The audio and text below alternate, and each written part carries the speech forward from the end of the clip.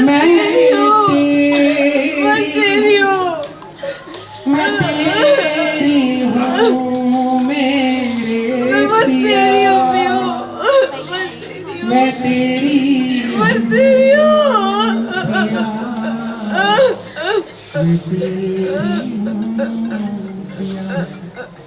छोड़ चली मैं आंगन बाबुल का।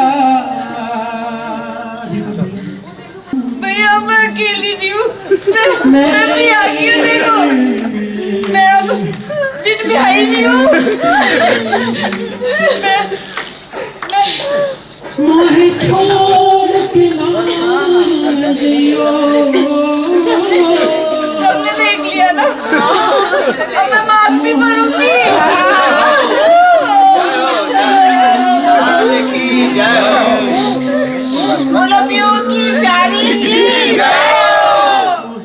आप मेरी मांग में सिंदूर देख सकते हो।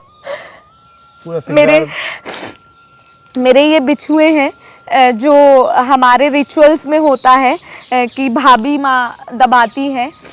और आप ये मेरी जो अंगूठी थी इसी से मेरी मांग भरी गई है। और ये चूड़ा और ये है, इसको रखना होता है 1 साल के लिए, तो मैंने अपने पिया के लिए इसे रखा है। राधे राधे, मैं हूँ सौरभ। भगवान श्री कृष्ण और मीरा की कहानी तो हम और आप समय समय पर सुनते रहते हैं, लेकिन आज हम आपको एक ऐसे भक्त से मिलवाने जा रहे हैं जिन्होंने भगवान श्री कृष्ण को अपना पति मान लिया और पति मानकर अपना पूरा जीवन उनके प्रति समर्पित कर दिया। आइए मिलवाते हैं आपको ऐसे भक्त से। राधे राधे। राधे राधे। श्री हरिदास। श्री हरिदास। क्या नाम है आपका? प्रिया नाम है भैया मेरा। और जो आपके पास हैं ये ठाकुर जी, इनका क्या नाम है और क्या मानती हैं आप इन्हें?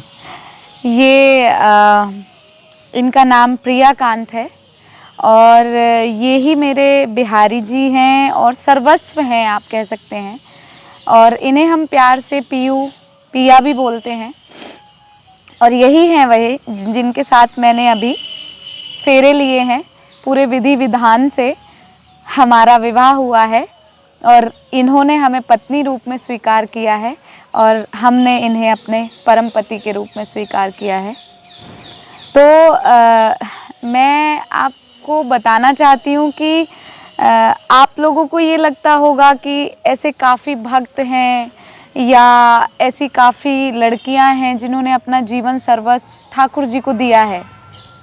उनके प्रेम को दंडवत प्रणाम है। और हमारी मीरा जू, इसलिए मैंने जू बोला क्योंकि वो परम सखी हैं ठाकुर जी की।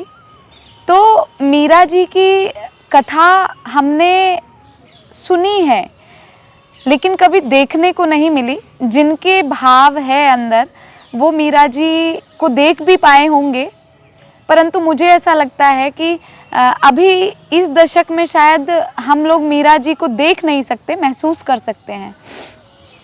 तो मैं उनके चरणों की रज भी नहीं हूँ। मुझे मीरा जी के चरणों की रज अपने मस्तक पे लेते हुए मैं उनकी कृपा से ये बोलूँ कि मीरा जी ने ही और हमारी राधा रानी ने ही मेरे ऊपर ऐसी कृपा की कि मुझे साक्षात बिहारी जी ने अपनाया है। क्योंकि एक पद है हमारे रसिकों का कि मौसम पतित कौन खल कामी, मतलब मुझ जैसा पापी कोई हो नहीं सकता, मैं सबसे बड़ी पतित हूँ।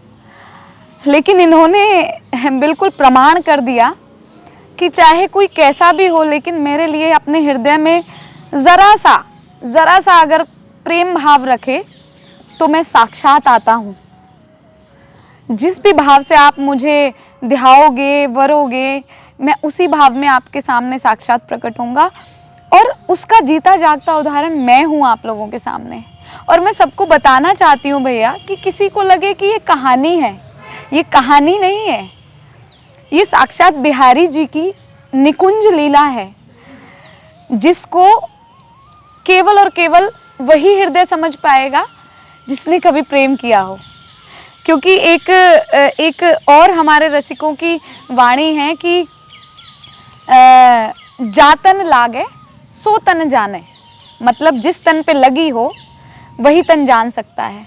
तो इस लीला को केवल और केवल वही अपने हृदय में उतार पाएगा जिन्होंने कभी प्रेम भाव में कभी भी एक क्षण के लिए भी स्वयं को उतारा होगा। आपको कब प्रेम हुआ था इनसे और कहाँ मिले थे आपको ये?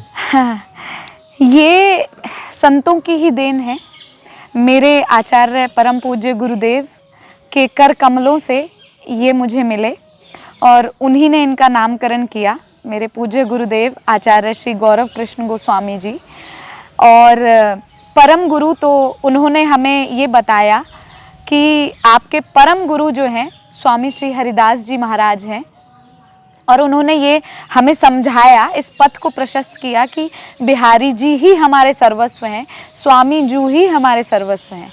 तो उन्हीं के द्वारा ये मेरे जीवन में आए, और जीवन में आए तो बहुत सी ऐसी वाक्य हैं जिन्हें मैं कहना चाहती हूँ। शायद लोगों के पास समय ना हो इतना सुनने का, लेकिन मैं फिर भी कहूँगी आप लोगों से कि आपसे करबद्ध मेरी प्रार्थना है कि इसको कहानी मान के ना सुने। मैं थोड़ी सी कुछ चीज़ें ऐसी हैं जो आपको बताना चाहती हूँ। मेरा शरीर एक जाट परिवार से है, मैं हरियाणा से बिलोंग करती थी, अब तो मैं अपने पिया की हूँ। मैंने बिल्कुल अग्निपथ पे चली हूँ इनके प्रेम के लिए। मैंने अग्नि परीक्षाएं दी हैं। मेरे जो शरीर के माता पिता या घर वाले आप जिन्हें कहेंगे, वो कट्टर आर्य समाजी हैं, बिल्कुल विरुद्ध थे वो मूर्ति पूजा खंडन में, आपको पता है विश्वास रखते हैं आर्य समाजी। लेकिन भैया मैंने हार नहीं मानी, क्योंकि मैंने प्रेम किया था इनसे और किया है। मैंने सिर्फ इनके चरणों में एक प्रार्थना की कि देखो पीयू, प्रेम विवाह तो हमारा हो चुका, गुरुदेव ने दे दिया आज्ञा, लेकिन असली विवाह तो संत और रसिकों की वाणी है कि जब तक माता पिता का आशीर्वाद ना हो तब तक वो शादी सफल नहीं होती। तो हमने इनके चरणों में ये प्रार्थना की। 14 साल तक हम बहुत तड़पे हैं। हमारे साथ ऐसी ऐसी चीज़ें भी हुई कि तुम्हें मार दिया जाएगा, तुम्हें काट दिया जाएगा, तुम बाबा जी होना चाहती हो, तुम सन्यासी हो गई हो, तुम्हें वृंदावन नहीं जाने दिया जाएगा। लेकिन हमारा बचपन से ही थोड़ा था कि जैसे बड़े बड़े मुंडे होते हैं, तो हम छोटे से थे, करीब हम 6-7 वर्ष के होंगे। तो हमारी अब निकुंजवास कर गई हमारी ताई जी थी, वो बताती थी कि हमारा जन्म राधा आठे को हुआ है। तो हमारे जाटों में इतना राधा आठे को कोई जानता नहीं है, मतलब राधा अष्टमी। जी जी जी, जैसे कृष्ण जन्माष्टमी को हमारे जाटों में बोला जाता है, इधर हरियाणा में जन्म आठ है, मतलब कृष्ण जन्म आठ है। तो ऐसे ही राधा अष्टमी को श्री राधा आठ है बोला जाता है। तो कुछ लोगों का मानना था कि हम राधा अष्टमी को जन्मे हैं इसलिए हमारा पागलपन है इनके लिए, परंतु अब जैसा भी था वो तो ये जाने या फिर स्वामी जी जाने। तो हमने घर वालों को सिर्फ एक ही बात बोली कि अगर आप पिया को स्वीकार नहीं कर सकते हैं तो हम घर छोड़ देंगे, हमें नहीं रहना आपके साथ। हम स्पोर्ट्स में थे, हमने वहाँ से हमारी आजीविका चली, जो भी मिलता था हम काफ़ी मतलब जीते भी हैं खेल के, जो भी वहाँ से आता रहा। फिर हमारा फ्री में एडमिशन किया फरीदाबाद वालों ने डीएवी कॉलेज, और सबका बहुत सहयोग मिला। तो अल्टीमेटली कहने का मतलब ये है कि मैंने इनको चुना था, तो इन्होंने मेरा सब ऐसे संपन्न कर दिया कि मुझे कभी घर वालों की कमी या मुझे ऐसा लगता कि मेरी पढ़ाई नहीं हो पा रही या मैं कुछ कर नहीं पा रही, तो इन्होंने सब अपने आप स्वयं पूरा कर दिया। ये दिखे सबको ऐसे बैठते हुए कि ये एक मूर्ति बैठी हुई है, लेकिन इनकी लीलाएं तो मैं अभी क्या वर्णन करूं। तो मैं थोड़ा सा इस भाव को समेटते हुए ये बोलना चाहती हूँ कि मैं छोटी सी ना छुप छुप के मुंडों के अंदर आ जाया करती थी वृंदावन, और तो पिताजी और को पता लगता था अरे भैया उसकी नंबरदार की लड़की कहाँ गई कहाँ गई, तो वो सब बताते थे अरे भैया वो तो वृंदावन चली गई है वहाँ। तो हमें पीटा भी जाता था, हम बहुत पिटे हैं, पर वो पिटना बहुत सौभाग्यदायी हमारे लिए रहा, क्योंकि कहते हैं ना ऐसे सीधा सीधा तो प्रेम का पथ होता नहीं ना, प्रेम के पथ पे तो बहुत सारी यातनाएं और प्रतिकूलताएं हमें जो है सहनी पड़ती हैं। अनुकूलता में बिहारी जी मिल जाने वो कोई प्रेम थोड़ी होता है। कितने वर्ष पहले की बात है जब आती थी आप? मैं करीब भैया 6-7 वर्ष की थी बस। अच्छा। सिर्फ 6-7 वर्ष की थी। और जब मैं 6th क्लास में पढ़ती थी तो हमारे वहाँ एक भागवत जी करने के लिए एक महाराज जी आए थे, तो बस उन्होंने तो समझो कि हमें सर्वस्व दे ही दिया था। हम वहाँ कथा सुनने के लिए जाते थे पिताजी के साथ, तो हमारे पिताजी बहुत क्रोधित हो गए और फिर हमें लेके ही नहीं गए। लेकिन वही हमारे जीवन में ऐसा था कि हमें इनकी मोटी सी आँखों से प्यार था। हम बचपन में नहीं जानते थे कि क्या है कौन है, क्योंकि ये तो अभी आए ना 13-14 साल पहले इस स्वरूप में, तो ये 13-14 साल पहले आए हैं। लेकिन उससे पहले हमें सिर्फ ये पता था कोई मोटी आँखों वाला है जिसके लिए हम छुप छुप के आ जाते थे, पिटते भी थे। तो फिर पता चला धीरे धीरे कि उन्हें बिहारी जी बोलते हैं। कलयुग में स्वामी जी ने प्रकट उन्हें किया है और अपनी प्रेम साधना से किया है। तो हमारे मन में सिर्फ एक भाव आता था कि स्वामी जी के चरणों की रज लेके जब स्वामी जी अगर उन्हें प्रकट कर सकते हैं इस कलयुग में, तो क्या मेरा प्रेम ऐसा नहीं होगा कि मैं भी उन्हें अपने समक्ष प्रकट कर सकूं कि वो मुझे अपनाएं और इन घर वालों को सबको ये बताएं कि वो साक्षात हैं। बस इसी भाव में मगन होती चली गई। बहुत परेशानियां आई, बहुत कठिनताएं आई, लेकिन सब कुछ पीयू ने लाइन अप कर दिया था, या आप कहें कि सबको समतल करते चले गए उन यातनाओं को। कठिनाई आई मतलब आपके परिवार वालों ने आपका विरोध किया, क्योंकि हर लड़की के पिता माता पिता चाहते हैं कि उनका जो बेटी की शादी हो सांस्कारिक जो लड़का है उसमें हो। ये तो ठाकुर जी से आपने की है। बिल्कुल। तो कैसे माने ये बताइए पहले तो। भैया 14 साल पहले, मतलब 13 और 14 साल पहले मैंने घर वालों को बिल्कुल त्याग दिया था कि अगर आप मुझे वृंदावन नहीं जाने दे सकते तो मैं आप लोगों के साथ नहीं रह सकती। उस टाइम पे मेरी ग्रेजुएशन फिनिश हुई थी, स्पोर्ट्स में मैं थी। क्या तो पढ़ाई के बारे में बता दीजिए। हाँ, पढ़ाई तो अब मेरी पीएचडी फाइनल हो गई है और मेरा एमबीए जो है वो एचआर से रहा है। मेन जो है मार्केटिंग मेरा माइनर रहा है और गुड़गांव की ITM university, top 10 university you can say, वहाँ से मैं शिक्षित हूँ और वहाँ से मेरी एमबीए हुई और डीएवी सेनेटरी फरीदाबाद से मेरी ग्रेजुएशन हुई है। वहाँ भी मुझे ये लोग सिलेक्ट करके ही लेके गए थे वॉलीबॉल के एज अ चैम्पियन, और वहीं से मेरा जो भी पढ़ाई का सब खर्चा सब वहीं से चला है। और उसके बाद फिर मेरी एमबीए में स्कॉलरशिप ली, मैंने यूनिवर्सिटी टॉप किया, इंटर यूनिवर्सिटी खेली।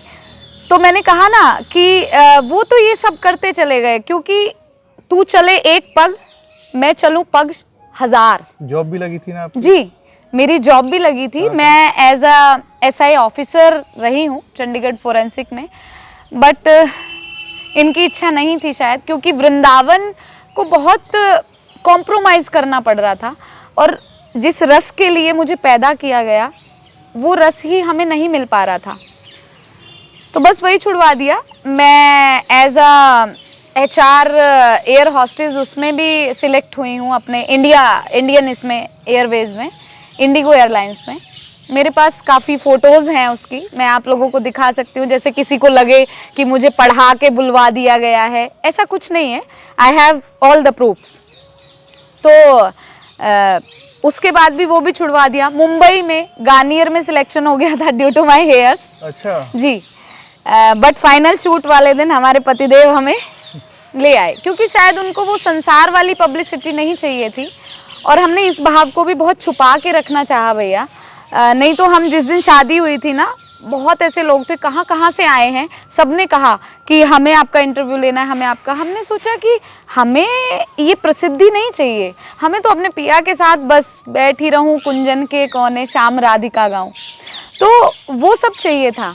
लेकिन अब इन्हीं की आज्ञा हुई कि तुम जैसी पता नहीं कितनी हैं या कितनों के ऐसे माँ बाप हैं या घर वाले हैं जो नहीं मानते कि मैं हूँ, ये हैं, घर वाले नहीं मानते, तो इनकी आज्ञा हुई कि प्रिया अब तुम्हें अपने लिए नहीं, हमारे लिए इस भाव को बताना भी पड़ेगा, इस भाव को कहना भी पड़ेगा और तुम्हें जाना पड़ेगा लोगों के सामने कि हाँ मैं आता हूँ, ये कोई मिथ्या नहीं है या ये कोई मीन्स ये भाव आ जाता है। मैं बहुत ज़्यादा बता नहीं पाती इनके बारे में, तो बस यही इन्होंने करने के लिए और बताने के लिए मुझे आप लोगों से मिलवाया।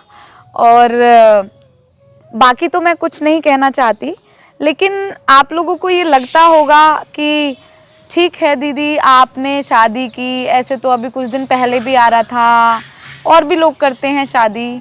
तो मेरे पास वीडियोस हैं, अगर कोई देखना चाहे या मेरे फोटोग्राफर या कुछ भी। 3 दिन की पूरी रस्में हुई, हल्दी, मेहंदी, फिर उसके बाद संगीत, फिर उसके बाद मेरी भावर हुई है और उसके बाद मेरा गृह प्रवेश भी हुआ है। अब आप लोग पूछेंगे कि गृह प्रवेश किसने कराया, लड़के वाले कौन थे? ठीक है, आपने बिहारी जी कोई को पूछता है, लेकिन आपके घर वाले भी शामिल हुए थे शादी में? जी जी जी, आए थे हरियाणा से? सब आए हैं। वो इसीलिए भैया मैंने आपको शुरुआत में ये बताया कि माँ बाप के आशीर्वाद के बिना शादी नहीं मानी जाती, हमारे समाज में भी नहीं मानी जाती है। तो हमने इंतज़ार किया, हमने बड़े थपेड़े खाए, हमने पिस्टल रखवाई अपने यहाँ कि तुम्हें मार दिया जाएगा, लेकिन हमने सब्र किया, हम सहते चले गए क्योंकि इनकी ताकत अंदर थी, हमारे रोम रोम में ये चलते हैं। तो घर वालों ने अब फाइनली, मेरी माताजी जो हैं वो अभी अंतिम शैया पे चल रही हैं, उन्हीं के का ही सेवा प्रसाद है जो मुझे बिहारी जी मिले हैं और इन्होंने मुझे इस तरह से अपनाया है। तो वो बोल नहीं पाती लेकिन वो इशारे से सब बताती हैं। तो हमने ऐसे ही उनसे पूछा कि माँ अब तो तू जाने वाली है, तू मेरा कन्यादान नहीं करके जाएगी? तो उन्होंने इशारे से हमें बोला कि हाँ माँ हाँ। बस उस हाँ के लिए हम 14 साल से रुके थे भैया, उस हाँ के लिए हमारी माँ ने कहा और हम उसी दिन से बस धुन में लग गए कि कोई भी रिश्तेदार कोई राज़ी हो ना हो, लेकिन जिसने मुझे जन्म दिया है ना, आज उसने ये कह दिया कि हे माँ हाँ, मतलब वो मेरा इनके साथ कन्यादान करना चाहती हैं। तो बस यहीं पे कुटिया है मदन टेर के पास ही। और जैसे होता है ना, पति अपनी पत्नी को किराए के घर में नहीं रखता, या मतलब आपको मैं कैसे बताऊं, मैं नहीं कह सकती इन बातों को अपने शब्दों में। तो हमारे छोटे से कुंज का निर्माण हुआ है, वो हमारे पतिदेव ने शायद हमारे लिए बनवाया और इसीलिए शायद इन्होंने 14 साल इंतज़ार भी करवाया भैया। देखो लीला से लीलाएं जुड़ती चली जाती हैं। अब हमें लगता है कि हमने 14 साल, ठीक है घर वालों की यातनाएं थी, ये सब बहाने बने मेरे ख्याल से, लेकिन इन्हें अपने कुंज में लाना था। एक निर्बल से निर्बल संसार का पति भी अगर होता है, वो अपनी पत्नी को बहुत शानो शौकत से रखता है। तो जब बिहारी जी स्वयं आए थे तो कैसे ये किराए के घर में हमें रखते? तो वो कुंज का निर्माण जब संपन्न हुआ है अभी, उसी के साथ इन्होंने हमें अपना के गृह प्रवेश करवाया है और भावर हमारे साथ ली है। उसकी वीडियोस और जो भी कुछ हैं हम आपको दे देंगे। पूरी विधि विधान से जयमाला हुई थी। हाँ, मैं अभी आपको दिखा नहीं सकती, मेरे फोन में है सारी चीजें, को सब मिलेगा और सबको। जी जी, 3 दिन तीनों टाइम, 3 दिन तीनों टाइम। हमारे पिया ने बोला कि सबको बुलाओ, सबको बुलाओ, चाहे हमारा लहंगा किसी ने सिला, चाहे हमारा कुछ भी। तो लोग जयपुर उदयपुर पता नहीं कहाँ कहाँ से आए हैं, मैं नहीं जानती कि भाई कोई लड़की है ठाकुर जी से ऐसे विधि विधान से फेरे कर रही है। और ऐसी शादियां नॉर्मली तो हो जाती हैं मंदिरों में या कुछ भी, अरे भैया वहाँ तो ऐसे हो रहा है भव्य। और यदि आप इनको पालकी में बैठा हुआ देखेंगे, जब आपको वीडियोस मिलेंगी, तो खुद ही जो देखने वाले हैं ना, वो ये कहेंगे कि नहीं ये साक्षात बिहारी जी हैं। उनके सब संशय अपने आप समाधान हो जाएंगे, मुझे तो कुछ कहने की ज़रूरत ही नहीं पड़ेगी। जब इन्हें वो देखेंगे पालकी में बैठे हुए और ये मुझे जब वरने आ रहे हैं और उसमें प्रॉपर सब चीज़ें हैं, मैंने ऊपर से चावल फेंके हैं, फूल फेंका है, मीन्स मेरे जीवन की साध जो इन्होंने इस तरीके से आके पूरी की है, मैं उसका वर्णन नहीं कर सकती। और सबसे बड़ी विशेषता कि लड़के वाले कौन है, लड़के वाले कौन है, बिहारी जी के घर वाले कौन है। आप लोगों को भी ये उत्सुकता हो रही होगी ना? हर कोई सोचेगा कि हाँ ठीक है, गोपाल जी को लेके तो कोई भी फेरे ले लेता है, कौन सा नई बात कर दी, हाँ ठीक है कर लिया होगा भाई, भाव होगा पिछले जन्म का।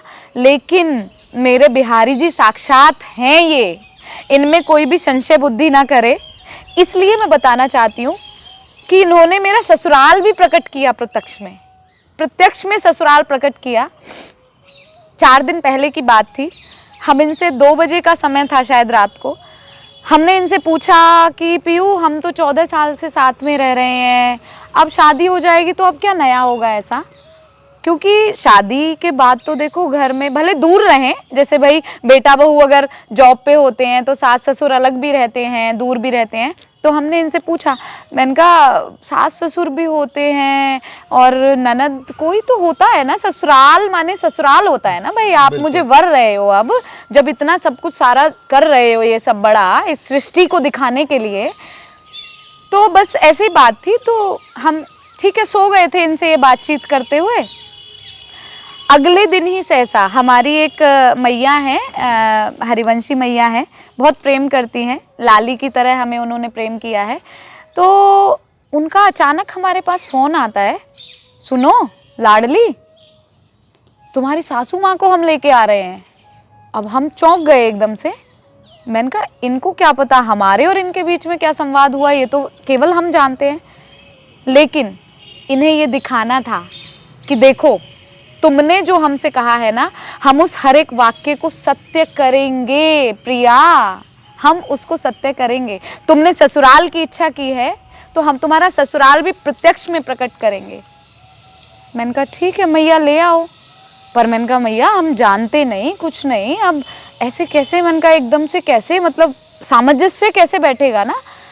बोली कुछ नहीं, तुम बस नॉर्मली, और उनकी बहुत इच्छा है क्योंकि वो अपने लाला को, क्योंकि 80 वर्ष की अवस्था है और वो अपने लाला को ही उन्होंने अपना पुत्र माना है, दे डोंट हैव मतलब सन, तो उन्होंने अपने बिहारी जी को ही पुत्र माना है और बहुत वो उत्सुक हैं तुमसे मिलने को। मैंने कहा मैया ठीक है ले आओ।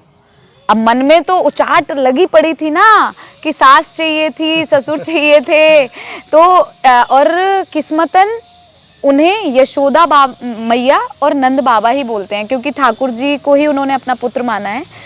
तो वो हमसे आई मिलने के लिए। अब आप भी कहेंगे कि वो कहाँ हैं, तो नहीं, मैंने उन्हें बुलाया है, मैंने उनको बोला, मैंने कहा मैया जब अगर हमें आपको अपने लाला का वर्चस्व ये दिखाना है इस सृष्टि को और मुझे अपने बिहारी जी का, अपने पिया का दिखाना है, तो आपको आना पड़ेगा, हमें दिखाना पड़ेगा, लोगों को बताना पड़ेगा कि बिहारी जी हैं। ये संसार मिथ्या हो सकता है, कल्पना हो सकता है, लेकिन ये परम सत्य है। तो भक्तों को हम मिलवाएंगे जी, पहले जी। आपके बारे में और पीहू जी के बारे में बात कर लें, हाँ, तो उसके बाद मिलाएंगे जी। अब ये बताइए, जब से आपकी शादी हुई है जी ठाकुर जी से, आपके जीवन में क्या बदला?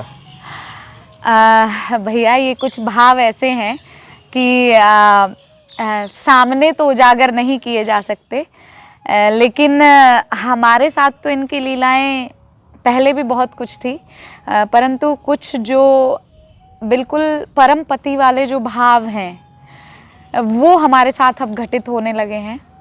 और पहले भी ये हमारी सदा सहायता करते ही आए, क्योंकि जैसे कभी किसी से लड़ाई हुई, क्योंकि आप जानते हो स्त्री शरीर है, अकेले किसी ने सोचा कि अकेली लड़की है, नहीं इसको दबा लिया जाए, इसको ये कर लिया जाए, तो हम बस एक ही बात कहते थे कि तुम लोग जानते हो कि हम अकेले दिखते हैं लेकिन हमारे रोम रोम में हमारे पिया चलते हैं। और भैया इन्होंने उस चीज़ को साक्षात किया है, बिल्कुल साक्षात किया है कि ये हमारे रोम रोम में चलते हैं। तो अभी कुछ दिन पहले की ही घटना है, हम अपने कुंज के आगे से थोड़ा सा वो पक्का करवा रहे थे, मतलब जैसे रज थी वहाँ पे, जी सड़क को। तो हम छोटा सा भाव आपके साथ शेयर करना चाहेंगे, क्योंकि जो आंतरिक भाव है उन्हें तो मैं यहाँ नहीं कर सकती, रसिकों की आज्ञा नहीं है, लेकिन जो समझने वाला है वो इतने से समझ जाएगा कि वो पूरी लीला हमारे साथ अब कर रहे हैं। पहले तो थी, लेकिन जैसे एक सुहागन के साथ पूर्णतः होती है एक पति की, वो सब भाव इनके हमारे साथ हो रहे हैं। तो ऐसे ही करके तो हमें किसी ने गाली वाली दे दी थी कि भाई नहीं, हम यहाँ से रुक नहीं सकते, हम यहाँ से कर नहीं सकते।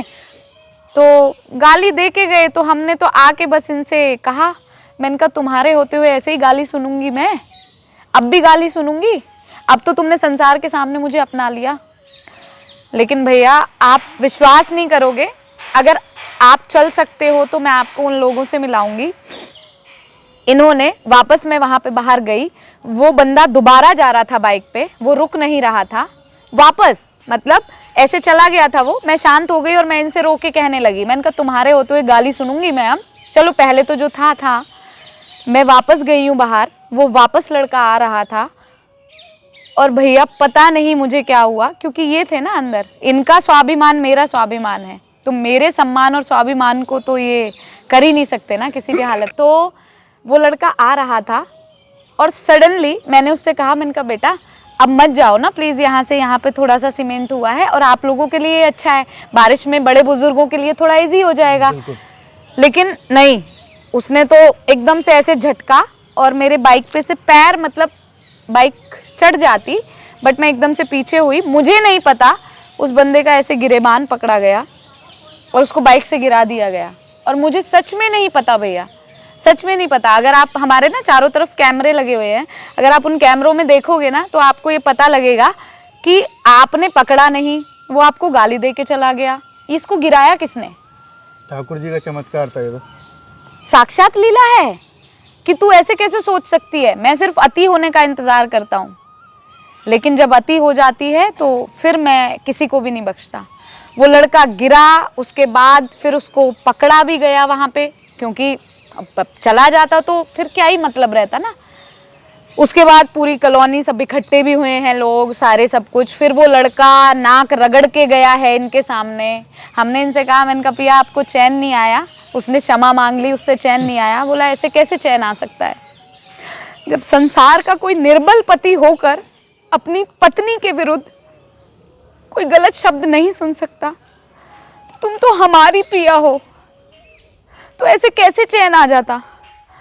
उसने आके घर पे नाक रगड़ी है, और मात्र वो 24-25 साल का बालक है, लेकिन पता नहीं उसका क्या प्रारब्ध था। सब ठाकुर जी का चमत्कार, सब मेरे पिया का है, सब मेरे बिहारी जू का है। तो ये बताइए जी, शादी जब हुई थी आपकी, जी, आप विदाई हो रही थी जी, खूब रोई थी आप, जी, ऐसा क्यों? ठाकुर जी तो आपके साथ ही थे। भाव, मैं तेरी हूँ, मैं तेरी हूँ, मैं तेरी हूँ, मैं तेरी हूँ, मेरे पिया, मैं तेरी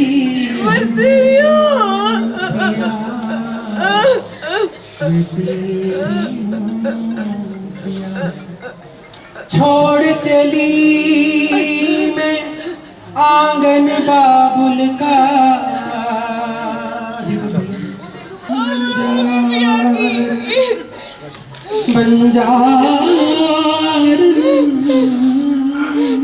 भैया मैं अकेली नहीं हूँ, मैं भी आ गई हूँ। देखो मैं अब बिन बिहाई नहीं हूँ। मोहे छोड़ के ना जियो। सबने देख लिया ना, अब मैं माफ भी करूँगी।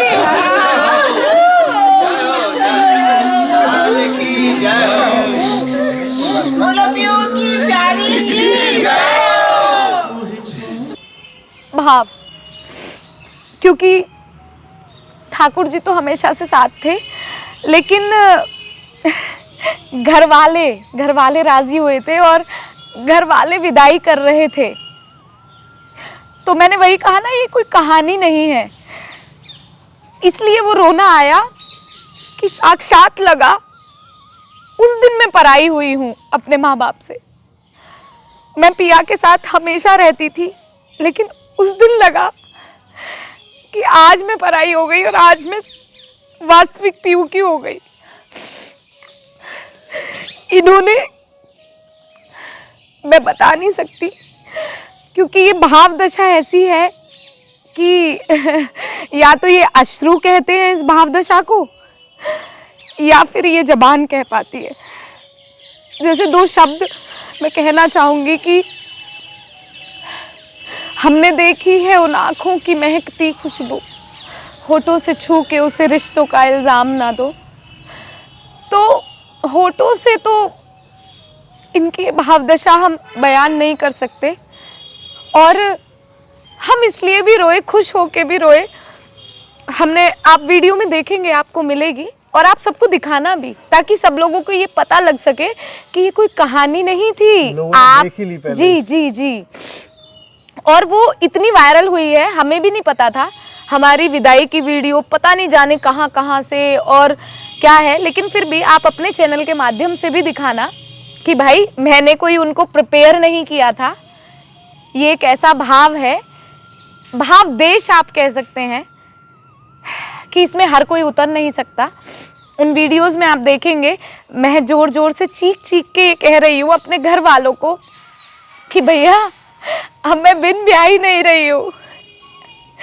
सब लोग कहते थे कि एक लड़की की मांग में सिंदूर होना चाहिए, तो हम यही बात कह रहे थे कि हमसे सब क्वेश्चन करते थे, हम पहले कभी सिंदूर लगा लेते थे, तो ये सबके सामने ऐसे नहीं थे।